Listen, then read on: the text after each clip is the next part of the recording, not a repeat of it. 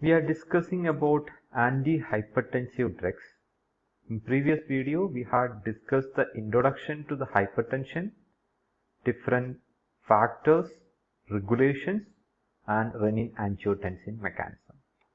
Here we will discuss the classification and mechanism of actions of different drugs. Let's start with the definition of antihypertensive drugs. Antihypertensive drugs are the drugs which are used to lower the blood pressure in hypertensive cases. Now, what is the importance of antihypertensive drugs in hypertension? The effective use of antihypertensive drug can reduce the occurrence of stroke by 30 to 50% of the patient and heart failure by 40 to 50%, coronary diseases by approximately 15% occurrence. So this is the importance of antihypertensive drugs. Now coming to the classification of antihypertensive drug, this is a big classification which include many subclasses. So let's start from the diuretics. The first class of antihypertensive drug is diuretics. It is again divided into thiazide, high-ceiling and potassium sparing diuretics. We had discussed the detailed pharmacology of diuretics in previous video. Here we will just mention the mechanism of action and ADR for the antihypertensive uses. So thiazide drugs like hydrochlorothiazide, chlorthalidone and indapamide, high-ceiling diuretic like furosemide, potassium sparing diuretics like spironolactone and epilerone and amiloride. Now, second class of antihypertensive drugs are the drugs which will act on renin-angiotensin system inhibitors. We had discussed the renin-angiotensin system in previous video of part 1 antihypertensive drugs. So, there are different drugs like ACE inhibitor. They will inhibit the angiotensin converting enzyme. Thereby, it will prevent the conversion of angiotensin 1 to angiotensin 2.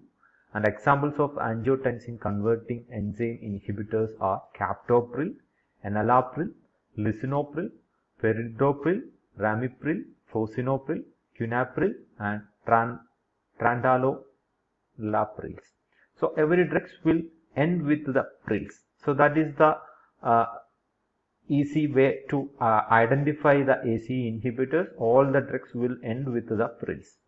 Now another drugs which will act on angiotensin receptor and renin-angiotensin system is angiotensin receptor blocking agents like losartan, candesartan, valsartan, telmisartan, irbesartan, olmesartan. Every drugs will end with the sartans.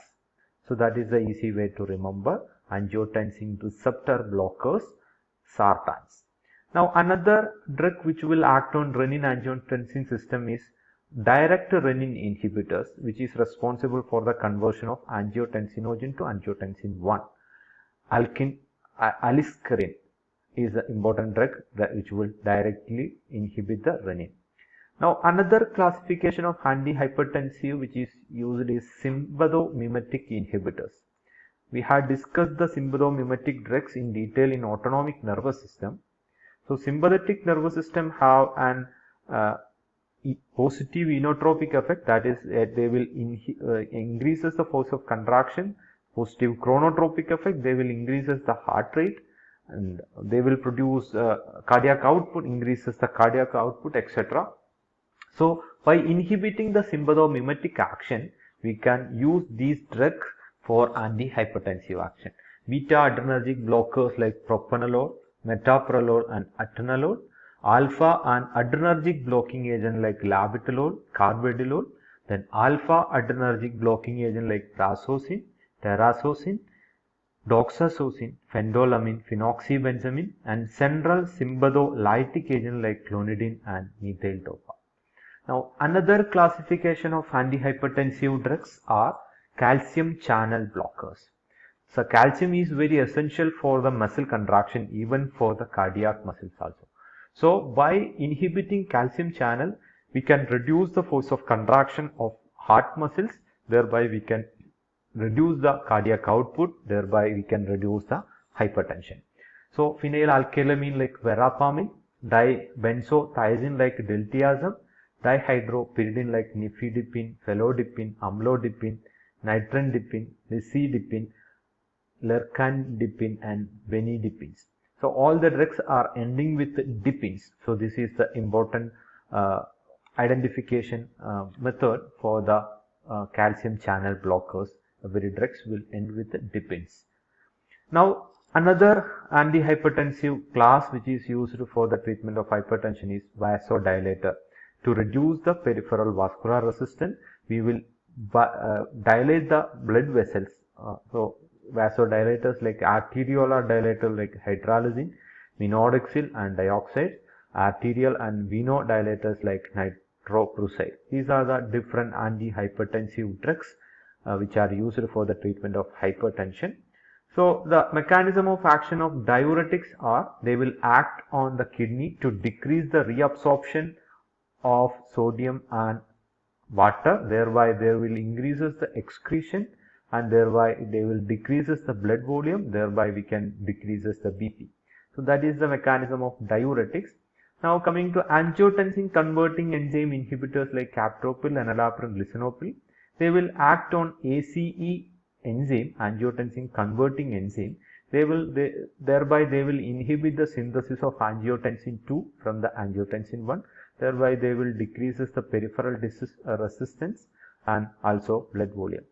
Now angiotensin blockers or angiotensin 1 receptor antagonists like losartan, candesartan, irbesartan, they will block the angiotensin 2 receptor and they will block the actions of angiotensin 2. Now direct renin inhibitors, they will inhibit the conversion of angiotensin to angiotensin 1. So that is the aliskiren.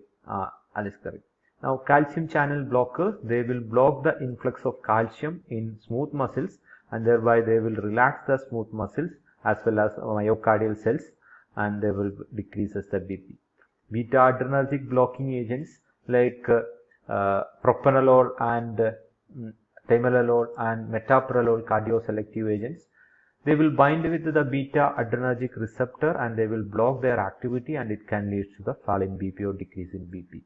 Alpha and beta adrenergic receptor, they will act on the beta as well as alpha adrenergic receptor and they will block the sympathetic action, thereby we can reduce the blood pressure.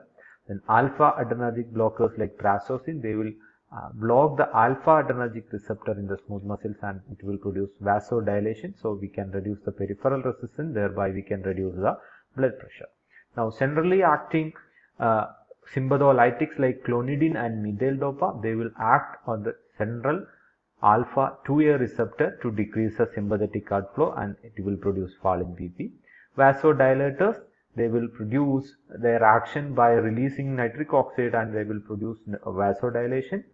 Now potassium channel activators, they will leaking of K+ due to the opening and it will lead to hyperpolarization of smooth muscles and relaxation of smooth muscle lead to fall in BP. So these are the different mechanism of actions of antihypertensive drugs. Now we will go for individual classification in detail with one prototype drugs, their mechanism of action, adverse drug reaction and uses. So first class of antihypertensive drugs is diuretics. There are three types of diuretic that we had used for the antihypertensive uses. High efficacy or loop diuretics like furosemide, butenade and torsemide. They will act at the site 2 of ascending limb of, they will act at the ascending loop of Henle at the Na plus K plus 2 Cl minus co-transport. They will inhibit the reabsorption and they will increases the excretion of Na plus and water, thereby they will reduces the blood volume and thereby they will reduces the blood pressure. That is the mechanism of action of high ceiling or high efficacy diuretic like furosemide.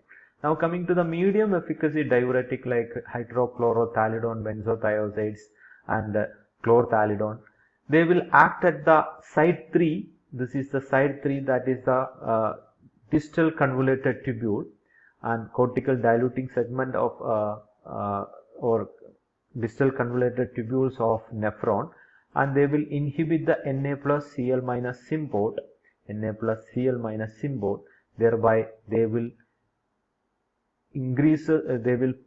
prevent the reabsorption of the sodium and water into the body, thereby they will increases the secretion of Na plus and Cl minus to the collecting duct and urethra, thereby they will reduces the blood volume and thereby it can reduces the blood pressure.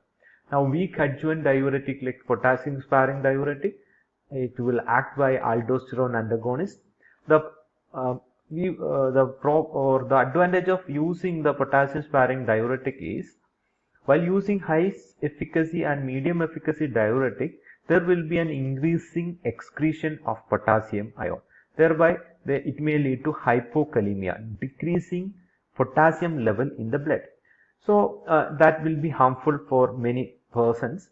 So, by using potassium sparing diuretics, we can avoid this adverse drug reaction of hypokalemia. That's why we will prefer aldosterone antagonist. Some case spironolactone, they will antagonize the antidiuretic hormone which will act at the site 4 of or collecting duct of a nephron. So they will increases the excretion of different water and sodium without increasing excretion of potassium.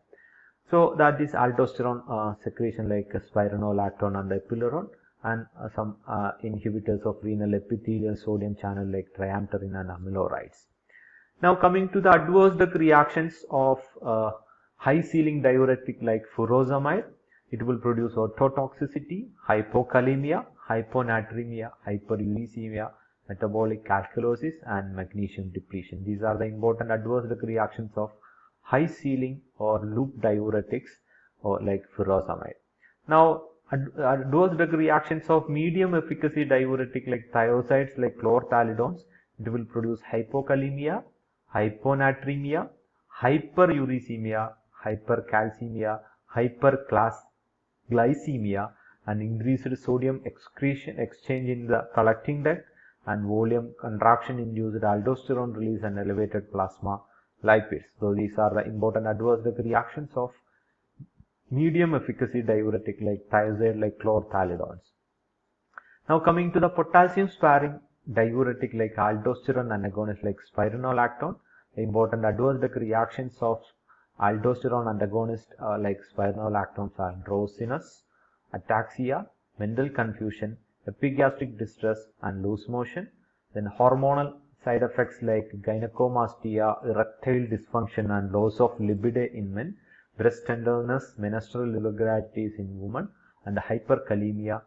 These are the important adverse drug reactions of aldosterone antagonist. So that is all about the first classification, diuretic, thiazide, high ceiling and potassium sparing diuretic. In next video, we will discuss the drugs which will act on renin-angiotensin system or renin-angiotensin system inhibitors like ACE inhibitors, angiotensin receptor blockers and director renin inhibitors in next video.